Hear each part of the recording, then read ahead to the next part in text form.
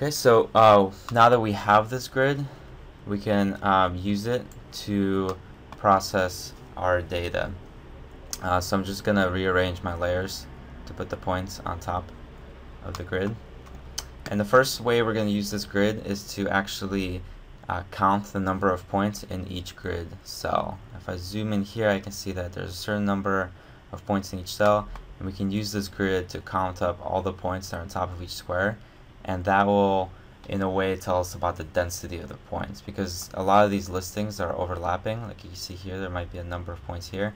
It's hard to tell just by visualizing the points how many there are, but the square will actually count everything that's on top of it and give us that measure as data. So to do that, we use a tool in the vector menu called Analysis Tools, Points in Polygon. But the really important thing to consider before you use these tools, anytime you want to do any spatial processing, you not only have to be working in a projected coordinate system, you want to make sure that all your layers are in the projected coordinate system and they're all overlapping each other in space. So right now our grid is in the Mercator projected system, but our points, if you remember when we brought them in and as we've been working with them, they've been in the geographic WGS84 system. The reason we can see them on top of each other now is because of QGIS's on-the-fly transformation system. It's actually taking that, since we're in Mercator right now, it's taking that WGS84 data and it's projecting it dynamically constantly into the Mercator system. The problem is, although in the view QGIS can transform them on the fly, when we use these spatial processing tools, it's not going to be able to do that. They actually have to be in the same projected system. Okay, and we can see that if we disable on the fly transformation and hit apply, you can see that now that grid is not in the same space. If we go to,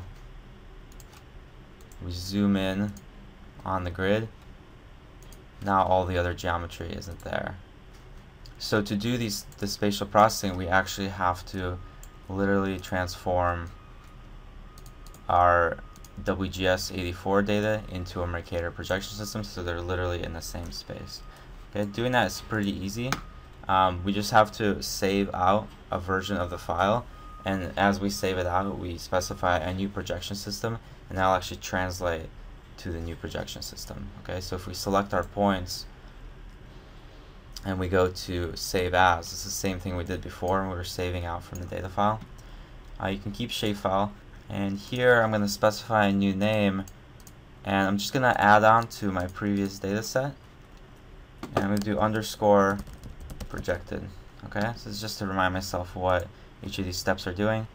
And the new CRS, you can see by default it's going to want to save it with the same projection system, and in here I just want to specify a new one by changing this to selected CRS, go to browse, and world Mercator.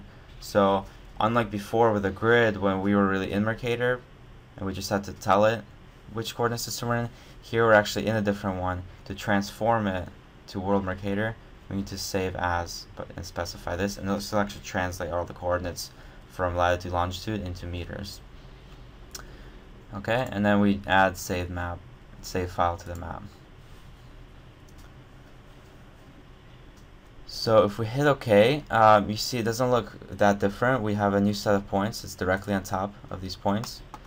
But now, if we go to project properties and turn off our on-the-fly projection and hit OK, you can see that these points stayed on top of the grid, even though all the other points and our underlay are now gone. Okay, so this is what we want. We don't care, you don't need all the underlays and everything in the same system, but the two shape files that we're going to use to process things spatially need to be in the same projected system. Okay, so now that we have them in the same system, we can go to Vector Analysis Tools and Points in Polygon and actually now count the number of points in each square. Okay, so the input polygon vector layer will be our grid, and the input point vector layer is going to be our SOFON points called projected. Okay, this is the ones that are directly on top of them. Now we specify our output shapefile, and here I'm gonna use the grid and then do underscore count. Okay, and what it's gonna do is it's gonna count all the points in each square and add this field to that square shapefile that will store the number of points in each one. Do add result to canvas and click OK. So here it's going to have a warning reminding you that both your layers have to be in the same projected system. Even though they are currently, for some reason it's still giving us this warning, so you can just hit OK. Just make sure that you set that before you do this. So once it's finished running, you can hit close, and you can see the same thing happened. It created this grid, but it's not in the right space. So we do the same thing again. We just go to specify world Mercator.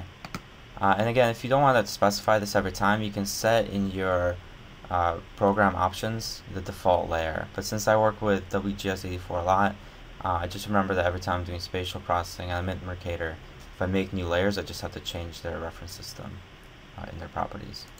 Hit OK. Here's the new layer, and now if we go to open attribute table, we can see this new column of data, and this says the count. And it looks like there's a lot of zeros, but that's because a lot of these grids actually don't have any points in them. But as you scroll down, you see that some of them actually do have some counts. I'll close that. The first thing we can do is we can already use this grid to visualize our point density, and we can change the style of a grid similar to how we did with points. We can change the kind of simple properties, or we can go here to graduated and actually use that point count to start to visualize our data. Okay, so just like before, there's outliers, so this isn't a very good representation. You can change to a different mode and actually get a slightly better representation.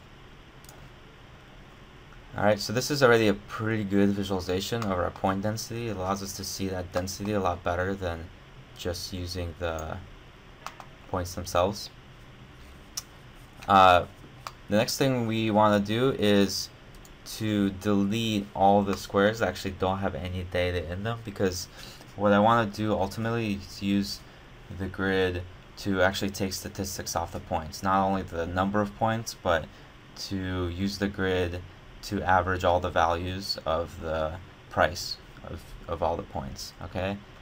And that's going to go a lot easier and quicker if I have less grid squares. So I'm just going to delete all the squares that don't have any points in them because I don't need them anyway, okay?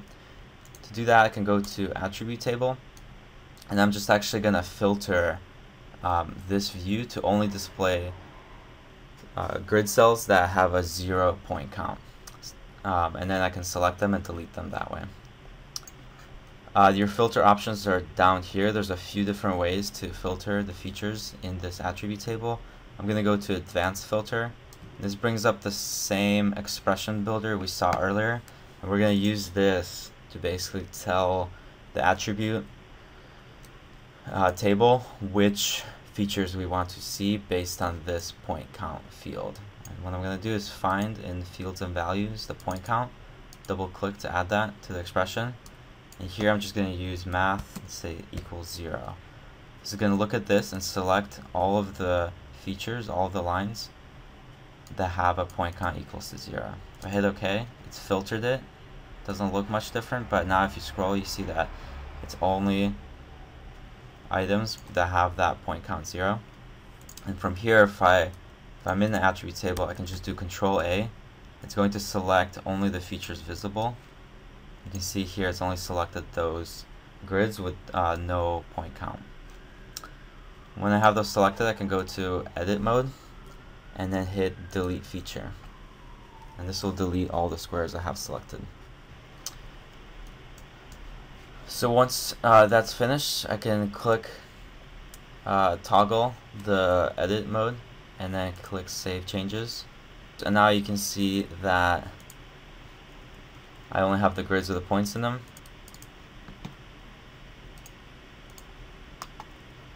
And if we zoom in here, we can see the advantage of using these grids.